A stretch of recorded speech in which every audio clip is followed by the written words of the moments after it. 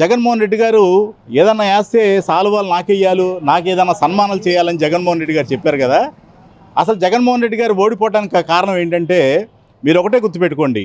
ఒక ఫాదర్ ఉన్నాడంటే, ఇంట్లో ఫాదర్ ఉన్నాడంటే, ఫాదరు పిల్లలకి భవిష్యత్తు చూపించాలి, చదువు చెప్పించాలి, కాలేజీలు చెప్పించాలి, పెళ్ళిళ్ళు చేసి ఒక ఐదు చేతులు పెట్టాలి ఆడపిల్ల అయితే. అలాగే ఓ మగపిల్లడైతే ఒక సాఫ్ట్వేర్ చేయాలి, వాడిని అడగాలి. మీరు తిని ఇంట్లో ఉండండి, మీరు తిని ఇంట్లో ఉండండి, మీరు తిని ఇంట్లో ఉండండి అని అంటే వాళ్ళు ప్రయోజకులు అవుతారా? జగన్మోహన్ రెడ్డి గారు చేసిన మిస్టేక్ అదే.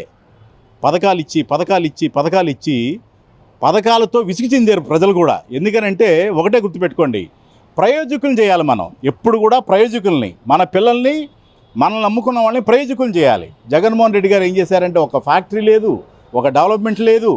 ఆంధ్రప్రదేశ్ అంతా కూడా మీరు బాగా గమనించినట్టయితే ఆ టైంలో ఆంధ్రప్రదేశ్లో ఉన్న వాళ్ళందరూ హైదరాబాద్లో పని చేసుకోవడానికి వెళ్ళారు, బెంగళూరులో పని చేసుకోవడానికి వెళ్ళారు.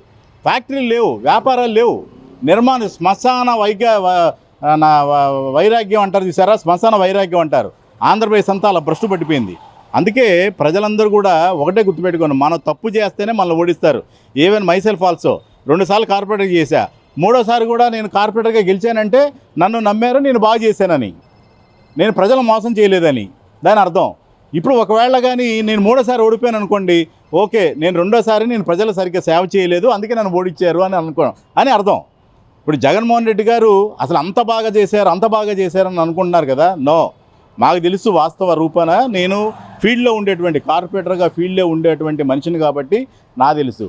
ప్రజలకి ఎప్పుడైతే ఉచిత పథకాలు నొక్కి ఇంట్లోకి వెళ్ళిపోవడం కుదరదు. అట్లాగా మనకు ప్రయోజకులు చేయాలి, ప్రజల్ని ప్రయోజకులు చేయాలి.